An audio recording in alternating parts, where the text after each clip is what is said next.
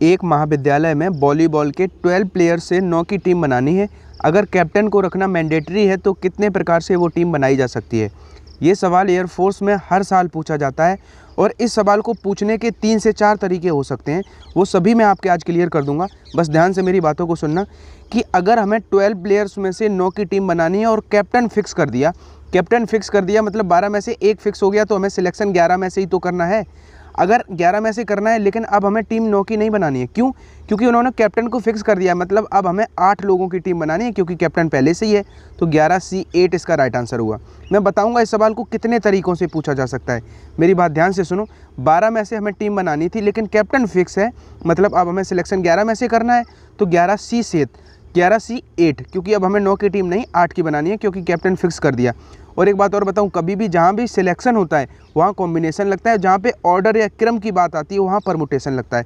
तो यहाँ पे 11C8। अब 11C8 को हम 11C3 भी तो लिख सकते हैं क्योंकि NCR बराबर NCN-R होता है, क्योंकि 11-8 भी से लिख सकते हैं। 11C3 को कैसे लिख सकते हैं? 11 गुणा 3 तक खोलना था, मतलब 10 गुणा 9, और नीचे कॉम्बिनेशन में नीचे वाले को भी 3 गुणा 2 गुणा 1। अब ये 3 से कट गया और ये हमारा 5 बार कट गया, तो 5 या 15 का गुणा होगा 11 में, तो 165 हमारा इसका राइट आंसर आ गया। ठीक है, ये था एक फर्स्ट टाइप। अब मेरी बात ध्यान से सुनना, इसका आंसर हो गया 165। लेकिन अगर इसी सवाल में कह देता कि एक महाविद्यालय में वॉलीबॉल के 12 प्लेयर्स में से 9 की टीम बनानी है, इसी सवाल को कैसे और पूछा जाता? अगर ये नहीं कहेगा कि कैप्टन को रखना है, अब कहेगा कि एक जो है वो एक खिलाड़ी को चोट लग गई है, वो नहीं खेल सकता है, तो टीम कितने प्रकार से बनाई जा सकती है। अब भाई अगर 12 थे, एक को चोट लग गई है, अब संख्या कितनी बची? 11। लेकिन भाई टीम तो हमें 9 की ही बनानी है। लड़का गलती क्या करता है कि दोनों में से एक एक घटा देता है। भाई उसे चोट लगी है तो हमारी टीम पे तो फ़र्क पड़ेगा नहीं। अब हम सिलेक्शन 12 में से ना करके 11 में से करेंगे, लेकिन टीम हम 9 की ही बनाएंगे। तो अब आंसर होगा 11C9। 11C9 को हम 11C2 लिख सकते हैं क्योंकि NCR बराबर NCN-R होता है। 11C2 का मतलब 11 को हम 2 बार खोलेंगे और नीचे 11 गुणा 10/2, तो ये 5 बार कट जाएगा, तो 55 हमारा इसका राइट आंसर आ जाएगा। तीसरा तरीका ये हो सकता है इसी सवाल को पूछने का, वो कहेगा कि एक महाविद्यालय में वॉलीबॉल के 12 प्लेयर्स में से 9 का सिलेक्शन करना है। अगर कप्तान और एक खिलाड़ी जो बॉली मारता है उसको ज़रूर रखना है, तो कितने प्रकार से बनाई जा सकती है। मेरी बात ध्यान से, और ये सभी टाइप पूछे जा चुके हैं। अगर हमें बॉली मारने वाला भी रखना है और कैप्टन भी रखना है, मतलब 12 में से 2 हमने पहले फिक्स कर दिए, तो अब हमें सिलेक्शन कितने में से करना है? 10 में से करना है। अगर 10 में से करना है, 9 की टीम बनानी है, 2 हमने फिक्स कर दिए, एक कैप्टन फिक्स कर दिया, एक बॉली मारने वाला फिक्स कर दिया, तो अब हमें सिलेक्शन कितने का करना है? 9 थे, 2 फिक्स कर दिए, तो 7 का ही तो करना है सिलेक्शन। तो 10C7 हो जाएगा। 10C7 को हम 10C3 लिख सकते हैं। 10C3 का मतलब 10 गुणा 9 गुणा 8 बटे 3 गुणा 2 गुणा 1।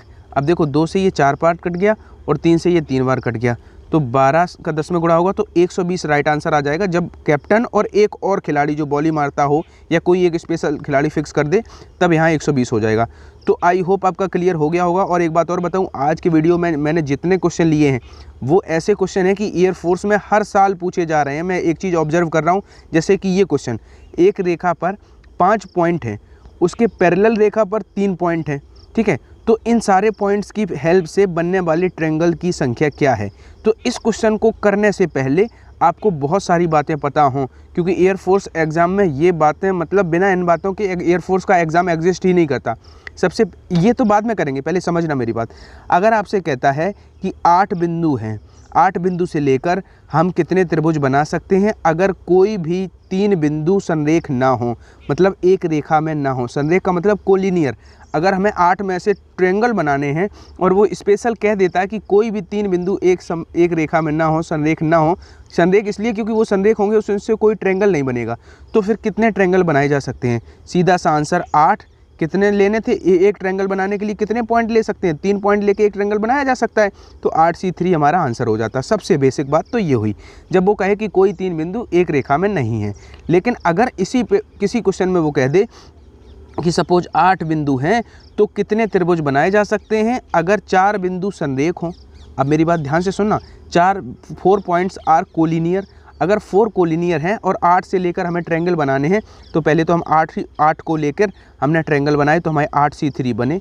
लेकिन पहली कंडीशन में तो कोई संरेख नहीं थे तो कोई दिक्कत नहीं हुई। लेकिन अगर 4 बिंदु संरेख हैं, मतलब एक ही रेखा में हैं 4 बिंदु, तो ये कोई त्रिभुज तो बनाएंगे नहीं। तो इन 4 से बनने वाला त्रिभुज इसमें आ चुके होंगे तो उनको हम घटा देंगे। तो इसका आंसर हो जाएगा 4C3 घटा दिया हमने। क्यों? क्योंकि इन 4 से कोई त्रिभुज तो बनेगा नहीं। तो अगर 4 बिंदु संरेख हैं या कितने भी बिंदु अगर संरेख हैं तो उनसे बनने वाले त्रिभुज मतलब 4C3 हमने घटा दिए। तो अब आंसर ये हो गया। अगर वैसे आंसर हैं तो इनको सॉल्व करके लिखने पड़ते हैं। ठीक है, पहली पॉइंट तो ये आप सुनते जाना मेरी बातों को। अगर कहे कि 9 बिंदु हैं उनको लेकर कितनी रेखाएं बनाई जा सकती हैं, कितनी जो है सरल रेखाएं बनाई जा सकती हैं अगर कोई भी 2 बिंदु संरेख ना हो। तो 9 बिंदु हैं, सरल रेखा बनाने के लिए, एक सरल रेखा बनाने के लिए 2 बिंदु चाहिए होते हैं। तो मतलब 9C2 मेरा आंसर हो जाएगा। मेरी बात समझना। अगर इसी सवाल में कह दे कि 9 पॉइंट से कितनी जो है नंबर स्ट्रेट लाइन बनाई जा सकती हैं अगर 4 बिंदु संरेख हो, 4 बिंदु क्या हो, 4 पॉइंट्स आर कोलिनियर। अगर ये 4 पॉइंट्स कोलिनियर हैं तो फिर क्या होगा कि इन 4 पॉइंट से जो बनने वाली सरल रेखा होंगी वो हम घटा देंगे। क्या कर देंगे? 4C2। क्यों घटा देंगे? क्योंकि वो सभी एक रेखा में। लेकिन और ये हमने इसलिए घटा दी क्योंकि ये वाले भी इसमें इंक्लूड थे। लेकिन ये ट्रायंगल में तो केवल इतना ही करते थे। लेकिन अगर नंबर लाइन का क्वेश्चन आए तो आप ऑब्जर्व करो कि इन 4 से भी तो एक रेखा बन रही है, ये एक रेखा भी तो इसमें घटा दी। जब अपने 4C2 का मतलब इन 4 से बनने वाली सभी घटा दी तो ये भी घटा दी। लेकिन हमें ये तो घटानी नहीं है, ये एक तो बन जाएगी भले ही कोलिनियर हो। तो इसमें एक जोड़ और देते हैं। ये होता है आपका इसका केस, किसका? 2 बिंदु से सरल स्ट्रेट लाइन का केस। ठीक है, अब इस क्वेश्चन पे आते हैं क्योंकि इसमें क्या है कि थोड़ा डिफरेंस है, थोड़ा अच्छे लेवल का, मॉडरेट लेवल का क्वेश्चन है जिसमें कह रहा है कि एक सरल रेखा पर 5 पॉइंट हैं। हमने 5 पॉइंट 1 2 3 4 5 ये सभी एक स्ट्रेट लाइन पे हैं। उसके पैरेलल मतलब उसके समांतर रेखा पर एक समांतर रेखा है, 3 बिंदु हैं, 1 और 2 और 3, ये 2 पैरेलल लाइन हो गई। चलो पॉइंट हो गए। बनने वाले ट्रायंगल की कुल संख्या। सवाल कठिन नहीं होता है, बस सवाल आप लोग कठिन बना देते हो। आप तरीका मतलब बिल्कुल रियलाइज करो, त्रिभुज बनाना है। कुल कितने बिंदु हैं? 5 ऊपर हैं, 3 ऊपर हैं। हमने 8 बिंदुओं से लेकर अगर सीधा त्रिभुज बनाना होता तो 8C3 मेरा आंसर हो जाता। मतलब 8C3 को हम कैसे लिख सकते थे? 8 गुणा आपका 3 तक खोलना था, मतलब 8 गुणा 7 गुणा 6 बटे नीचे 3 गुणा 2 गुणा 1, 3 गुणा 2 गुणा 1, यानी कि मेरा सीधा सा 56 हो जाता। ये 6 कटता तो 8 7 56 आंसर हो जाता। लेकिन ये आंसर क्यों नहीं है? क्योंकि उसने कहा है कि 5 बिंदु और उसके समांतर रेखा पर 3 बिंदु, यानी कि ये अगर पांचों बिंदु एक रेखा पर हैं मतलब वो संरेख हैं। ये सभी बिंदु एक रेखा पर हैं मतलब वो संरेख हैं। यानी कि ना तो ये सभी बिंदु अगर संरेख हैं वो त्रिभुज तो बना नहीं सकते। मतलब ये पांचों बिंदु जो होंगे उनसे त्रिभुज बनने वाले त्रिभुज हम घटाएंगे। 5C3 घटा दिया। अब ये तीनों बिंदुओं से बनने वाले त्रिभुज हम घटाएंगे क्योंकि वो एक रेखा पर हैं, मतलब 3C3 हम घटाएंगे। ये मेरा आंसर होगा। क्यों? अब ये 56 था, 56 में से हम 3C3 का मतलब तो 1 होता है, तो 56 में से 1 घटाएंगे और ये 5C3 घटाएंगे। 5C3 को हम 5C2 लिख सकते हैं। 5C2 का मतलब 5 गुणा 4 बटे 2 गुणा 1, तो ये 2 घटेगा तो ये 10 हो जाएगा। तो 10 और 11 घटाएंगे। 56 में से जब हम 11 घटाएंगे, चलो घटा देते हैं। 56 में से हमने 11 घटाया, 6 में से 1 गया 5, 5 में से 1 गया 4, तो 45 हमारा इस क्वेश्चन का राइट आंसर हुआ। अब आप इसको, अब ऐसे भी हो सकता है कि आंसर ऐसे सॉल्व करा के ना दे, वो आपकी थोड़ी मदद कर दे एग्जामिनर। ऐसे भी आंसर इसका लिखा हो सकता है कि 8C3 कुल बन सकते थे, उसमें से ये सभी संरेख थे 5, तो इनमें से कोई त्रिभुज नहीं बनता तो हमने 5C3 घटा दिया, और फिर इन 3 में से कोई भी नहीं घटता तो हमने 3C3 घटा दिया, मतलब 1 घटा दिया। तो इसका आंसर ऐसे भी लिखा हुआ हो सकता था। आई होप आपका क्लियर हो गया होगा। इन जनरल जो पॉइंट का क्वेश्चन आता है या तो फॉर्म्ड ट्रायंगल पूछेगा या फॉर्म्ड स्ट्रेट लाइन पूछेगा, लेकिन जैसे जैसे अब नंबर ऑफ अपीयर होने वाले लड़कों की संख्या बढ़ रही है तो पेपर का लेवल भी थोड़ा बढ़ सकता है। हो सकता है आपसे क्वाड्रिलेटरल का केस आ जाए, तो चलो उसको भी समझ लेते हैं क्योंकि हमें छोड़ना कुछ नहीं है। क्वाड्रिलेटरल का आ जाए, जैसे सपोज वो कहे 8 बिंदु हैं, उनसे बनने वाले जो चतुर्भुज होंगे, तो सिंपल सा आंसर 8C4। लेकिन इतना सरल वो क्यों पूछेगा? उसको तो लड़के एलिमिनेट करने हैं। 14 लाख बच्चों ने अपीयर हुआ है और उसको वैकेंसी देनी है एयरफोर्स को 2000 को और बल्कि 1500 को एक्स ग्रुप में। तो वो एग्ज़ाम सिलेक्शन के लिए नहीं होता है, एलिमिनेशन के लिए होता है। बच्चों को कैसे एलिमिनेट करें? तो आप वॉरियर हो, आप एलिमिनेट तो होगे नहीं। क्यों नहीं होगे? क्योंकि क्वाड्रिलेटरल का केस भी आप पढ़ के जाओगे। अगर एक क्वाड्रिलेटरल बनाने के लिए क्या कंडीशन होती है? 4 पॉइंट को लेकर एक चतुर्भुज बनाया जा सकता है। लेकिन अगर उसने कह दिया कि 8 बिंदुओं को लेकर एक हमें चतुर्भुज बनाना है, हमने बना दिया। वो कह दे कि कोई 4 बिंदु संरेख हैं, अब अगर भाई मेरे ये 4 बिंदु एक ही रेखा में हैं तो ये तो कोई क्वाड्रिलेटरल बनाएंगे नहीं, मतलब हम 8 ये 4C4 घटा देंगे इसमें से, क्या घटा देंगे 4C4, क्योंकि 4 को लेकर एक बनता है क्वाड्रिलेटरल, हमने घटा दिया। इसको मैं सही से लिख लेता हूँ, नहीं तो आप घबराने लगते हो। 8C4 कुल इतने बन सकते थे, हमने घटा दिए 4C4। लेकिन बात यहीं ख़त्म नहीं हुई। अब ध्यान से सुनना, क्वाड्रिलेटरल का केस स्पेशल क्यों होता है। ये 4 कोलिनियर हो गए, अब बचे हुए 4 कहीं भी हमने मान लिए ये 4 कहीं भी हो सकते हैं एक प्लेन में। अब मेरी बात सुनो, इनमें से कोई 3 बिंदु ले ले, इन 4 में से कोई 3, एक केस वो भी घटेगा जिसमें ये भी तो हो सकता है कि इनमें से कोई 3 बिंदु ले लो और इसमें से कोई एक बिंदु ले लो, तो वो भी तो कभी नहीं बन सकता है क्वाड्रिलेटरल। देखो वो ट्रायंगल बन जाएगा, कोई भी इनमें से 3 ले लो और इन 4 में से कोई एक पॉइंट ले, इन 3 को मिला के और इन चारों में से किसी चौथे से मिला दो तो वो ट्रायंगल बन रहा है। मतलब वो कंडीशन भी घटानी पड़ेगी। क्या किया हमने, इन 4 में से क्या करा, एक ले लिया, तो 4C, इन 4 में से 3 लिए 4C3 और इन चारों में से एक लिया तो 4C1। ये केस भी तो घटाना पड़ा, तो नंबर ऑफ फॉर्म्ड ये क्वाड्रिलेटरल का ये हो जाएगा। अब ये मैंने आपको ये समझा दिया। अब सवाल कुछ भी रहे, सपोज वो कहे 15 को लेकर कितने बन सकते हैं अगर कोई 4 संरेख, तो आप ऐसे ही कर सकते हो इसको, ठीक है। तो मैंने बताना ये था कि हो सकता है क्वाड्रिलेटरल का भी केस आ जाए। वैसे आपको ये बता रहा हूँ कि ये जो क्वेश्चन है स्पेशली ट्रायंगल वाला बहुत पूछा जाता है, एयरफोर्स में हमेशा पूछा ही जाता है। ट्रायंगल ABC में A और B और C गिवन है, तो हमें एंगल C का वैल्यू फाइंड करना है। देखो हमेशा ये नहीं कि आपने क्वेश्चन पढ़ा आप हमेशा एंगल फाइंड करना है, आपके दिमाग में ये चीज़ सेव कर दी गई कि एंगल फाइंड करना मतलब कॉस का फॉर्मूला लगाओ, नहीं। पहले चीज़ों को ऑब्जर्व करो, साइड्स को ऑब्जर्व करो, क्योंकि ये कॉम्पिटिटिव एग्जाम है, यहाँ पे कुछ लॉजिक्स ज़रूर होते हैं। अगर आपको पता हो कि एक ट्रायंगल फॉर्मेशन के लिए 2 साइड्स का सम हमेशा ग्रेटर देन होना चाहिए 3rd साइड के, किन्हीं भी 2 भुजाओं का योग तीसरी भुजा से हमेशा बड़ा होगा, तभी वो त्रिभुज बन सकता है, अदरवाइज कभी त्रिभुज बन ही नहीं सकता है। त्रिभुज बनने के लिए सबसे फर्स्ट कंडीशन क्या ये फुलफिल कर रहा है, 2 + 3 जो है, 2 + 3 जो है क्या ग्रेटर देन हो रहा है 5 से, नहीं हो रहा है, ये तो इक्वल हो रहा है। तो फिर जब ट्रायंगल ही पॉसिबल नहीं है तो फिर उसका एंगल हम कैसे फाइंड करेंगे। एंगल तो तब फाइंड कर पाएंगे जब ट्रायंगल पॉसिबल हो। तो मेरे ये कंडीशन ऐसी है जो हमेशा पूछी जाती है।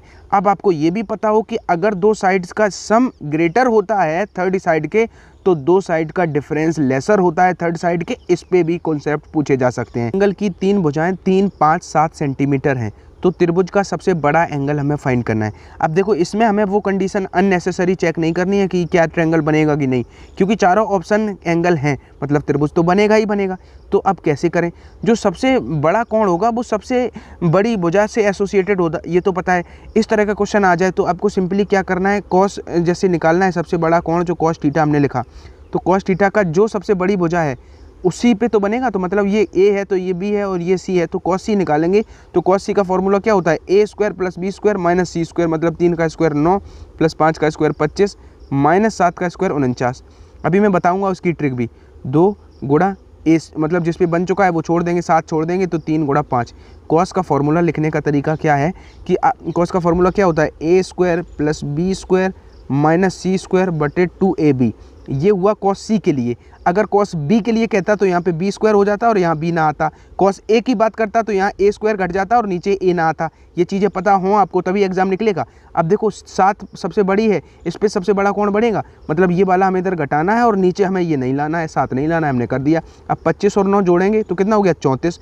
34 में से 49 घटाएंगे जब, तो 34 और 6 हमारा कितना होता है 40 और 9 ऊपर 15 बचा। चलो ऊपर 15 बचा, नीचे 5 का 3 में गुणा होगा 15 और 2 30, यानी कि नीचे 30 बचा। अब ऊपर माइनस का बचेगा क्योंकि 49 बड़ा है तो माइनस का 15, यानी कि माइनस का 1/2 आ गया। अब अगर आप अच्छे बच्चे हो तो आपको पता हो कि कॉस में माइनस का 1/2 120 का वैल्यू होता है। लेकिन अगर नहीं पता है तो भी कोई टेंशन की बात नहीं है, क्योंकि अगर कॉस थीटा बराबर माइनस का 1/2 है, मतलब कॉस थीटा बराबर माइनस का जो है कॉस, ये कितने का होता है कॉस 60 है, तो कॉस माइनस कॉस थीटा को हम कैसे लिख सकते हैं, पाई माइनस थीटा लिख सकते हैं, यानी कि 180 - 60 करेंगे तब भी 120 आएगा। लेकिन अगर आपको याद रहे तो बहुत अच्छा है कि कॉस 120 का मान -1/2 होता है, ठीक है। अब नेक्स्ट क्वेश्चन है, सिंपल है, इसी पे बेस्ड है, इसको आप कर लेना। अब मैं इसको नहीं करा रहा हूँ, मैं वेट करूँगा कमेंट सेक्शन में इसके रिप्लाई का। 15:7:13 है। और एक चीज़ और, इसमें साइड्स गिवन नहीं है, साइड्स का रेशियो गिवन है। अब आप अपने लेवल से इसको करो और हमें आंसर जरूर बताना। एक बहुभुज मतलब एक पॉलिनोमियल है, उसके इंटरनल एंगल जो है वो यहाँ करेक्ट कर लेना है। AP में है, किसमें है, AP में है, अर्थमेटिक प्रोग्रेशन में, समांतर श्रेणी में। अगर स्मॉलेस्ट एंगल उसका 120 है और जो डिफरेंस है वो 5 का है, तो फिर बहुभुज में नंबर ऑफ साइड्स यानी कि भुजाओं की संख्या हमें फाइंड करनी है। बहुत प्यारा क्वेश्चन है, बहुत कुछ यहाँ से आपको सीखने को मिलेगा। ठीक है, आपको बस सीखना है कुल मिला के। सबसे पहले तो ये पता हो बहुभुज होता क्या है। बहुभुज का मतलब होता है जिसमें बहुत सारी भुजाएं हों। ठीक है, बहुत सारी भुजाएं हों वो बहुभुज होता है। और उसके जो आंतरिक कोणों का योगफल होता है वो आप आज से याद रखना क्या होता है, नंबर ऑफ साइड में से अगर 2 घटा के और उसमें 180 से गुणा कर दें तो ये उसकी आंतरिक जो कोणों का योगफल होता है। अब हमने कैसे कह दिया ये योगफल होता है, आप इसको वेरीफाई करो। मान लो एक ट्रायंगल है जिसमें नंबर ऑफ साइड्स कितनी होती हैं, 3। आपको पता है ट्रायंगल के त्रिभुज के सभी कोणों का योग कितना होता है, 180। अब वेरीफाई करो क्या ये यहाँ पे इम्प्लीमेंट हो पा रहा है। एन का वैल्यू जब हम 3 रखते तो 3 में से 2 जाता है, 1 बचता, 1 का 180 में गुणा होता है, 180 आ जाता, मतलब वेरीफाई हो गया। अब आपको पता है चतुर्भुज के चारों कोणों का योगफल कितना होता है, 360।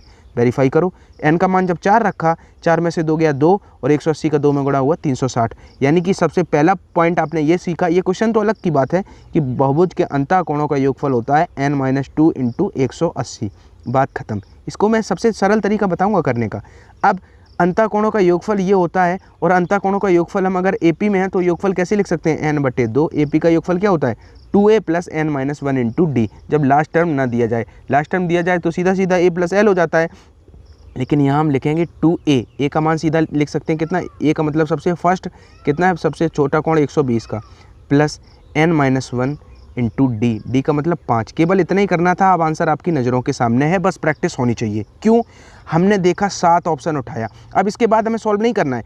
ट्रस्ट में अगर इसको सॉल्व करोगे तो एक इक्वेशन बनेगी, क्वाड्रिक इक्वेशन बनेगी, जिसको सॉल्व करने में बहुत टाइम लगेगा। और आपका ऐसा कभी भी ऐसा क्वेश्चन आए जिसमें आपको पता हो कि एक स्टेप जाके एक समीकरण बनेगा, द्विघात समीकरण बनेगा, तो हम उसको सॉल्व नहीं करेंगे, हम ऑप्शंस उठाएंगे। ठीक है, हमने 7 उठाया, 7 में से 2 गया कितना हुआ, 5। 7 में से 2 गया 5 और 18 पंचे 90, यानी कि 900 यहाँ पे दे रहा है, LHS 900 दे रहा है। ये आप बहुत जल्दी कर पाओगे। जब आपने 7 रखा तो आप एलिमिनेट क्यों कर दोगे, क्योंकि 7 में से अगर 1 जाएगा कितना बचेगा, 6।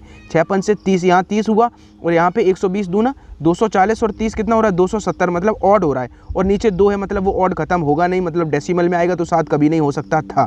ठीक है, अभी मैं बताऊंगा कि अब मैं सोच पा रहा हूँ कि 16 क्यों नहीं हो सकता, 11 क्यों नहीं हो सकता, लेकिन वो सोचना मैं आपको भी बताऊंगा। राइट आंसर 9 हो गया। आप 9 आंसर जैसे ही रखोगे पूरा सेटिस्फाइड कर जाएगा। 9 में से 2 जाएगा 7, 18 का 7 में गुणा करोगे, गुणा ना भी करो तो इधर भी जब 9 रखोगे तो बहुत जल्द आप देख लोगे कि इसका आंसर 9 है। 7 तो देख के एलिमिनेट हो रहा था, लेकिन अब आप कहोगे कि सर आपने ऐसे कैसे कह दिया कि 16 हो ही नहीं सकता।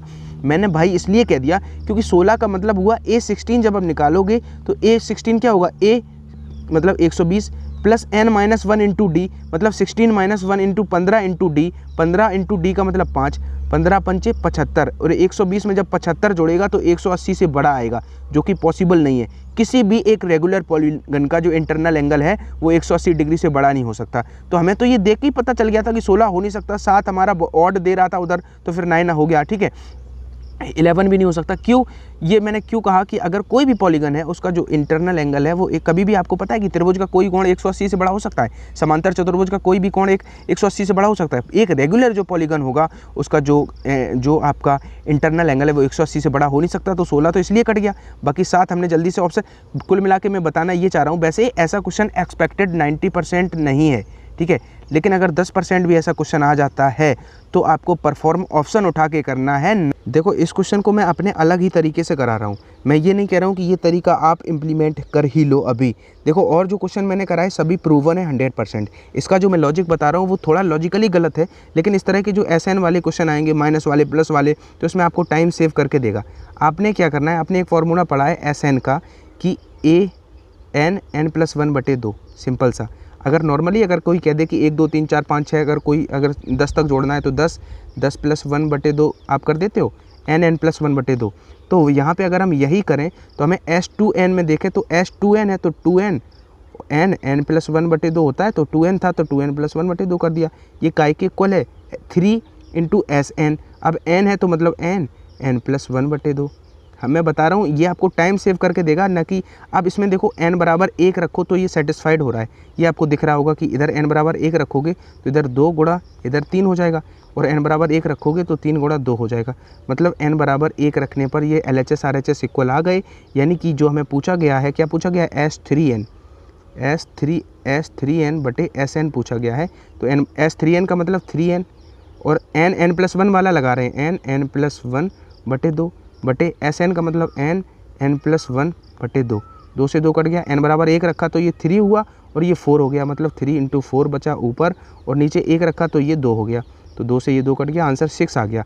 अब देखो ये लॉजिकली गलत था जो मैंने बताया, लेकिन Sn के जितने भी क्वेश्चन AP से बनेंगे, कई बार माइनस होगा, लड़का AP का पूरा लगा के जाएगा फॉर्मूला और उसको सारा एफर्ट लगाना पड़ेगा, लेकिन एक बार आप क्या करना, प्रैक्टिस सेट में Sn और S3n के जितने भी, अभी मैंने इनको भी वेरीफाई नहीं करा है, लेकिन ये मुझे 2-3 में मैंने इंप्लीमेंट करा तो ये हो रहा है। अगर आपका सभी क्वेश्चंस में ये इंप्लीमेंट हो जाए, ये मत कहने लगना कि कुछ भी गलत पढ़ा रहे हैं, एक लॉजिक है यार, हमें कॉम्पिटिटिव एग्जाम में टाइम मिनिमाइज़ करना है, तो मैं आपकी हेल्प करता हूं तो आप मेरी भी हेल्प करना, इसको और 2-4 में लगा के देखना, अगर ये किसी में भी गलत होता है तो मैं नेक्स्ट वीडियो में बता दूंगा कि इसको इंप्लीमेंट नहीं करना है। आप पहले इसको ट्राई करो, वैसे आंसर जो आ रहा है और इस मेथड से आंसर आ रहा है, अगर इस आंसर्स में कॉन्ट्राडिक्शन नहीं है तो फिर इसको इंप्लीमेंट कर लेना, इससे हमारा बहुत टाइम सेव होगा। If alpha and beta are the root of this equation x² - 2x + 4, then alpha की पावर 5 प्लस बीटा की पावर 5 किसके इक्वल होगा। ये इतना फेमस क्वेश्चन है, इतना फेमस क्वेश्चन है कि पहले तो ये आपको बहुत सारे प्रैक्टिस सेट में मिल जाएगा, और इसका ट्रिक अगर इसको आप करने जाओगे तो आप एक ही तरीका की है कि इसको लिखोगे alpha cube plus beta cube, जिसका फार्मूला हमें पता होता है, इसमें मल्टीप्लाई करोगे alpha square plus beta square का, जिसका हमें फार्मूला पता है, इसको सॉल्व करोगे, इधर जो चीज़ बचेगी वो अल्फ़ा की पावर 5 प्लस बीटा की पावर 5 तो बचेगी क्योंकि दोनों का गुणा होगा, लेकिन और कुछ अननेसेसरी चीज़ें बचेंगी उसको उधर ले जाएंगे। फिर हमें इससे पता है कि अल्फ़ा प्लस बीटा क्या है और अल्फ़ा बीटा क्या है, ये सारी वैल्यूज़ रखोगे। लगभग 5 मिनट तो लगने ही है, 5 मिनट बहुत हो जाते हैं, ये सवाल इतना बड़ा हो जाएगा इसकी कैलकुलेशन, और डेटा सेम, आपने इसको देखा होगा जिस भी प्रैक्टिस सेट में है डेटा सेम होगा, अल्फ़ा की पावर 5 प्लस बीटा की पावर 5। इसका मैं शॉर्ट ट्रिक कल के वीडियो में बताऊंगा, बाकी आपको इसका आंसर याद कर लेना है, अगर याद कर लेते हो तो बहुत अच्छा है। 32 इसका राइट आंसर होगा। अगर अल्फ़ा प्लस बीटा हमारा कितना है 2 है, और अल्फ़ा बीटा यहाँ से हमें ऑब्वियसली दिख रहा है 4 है, ऐसा कोई क्वेश्चन अगर आ जाता है, हाँ ज़रूरी नहीं है ये इक्वेशन सेम हो,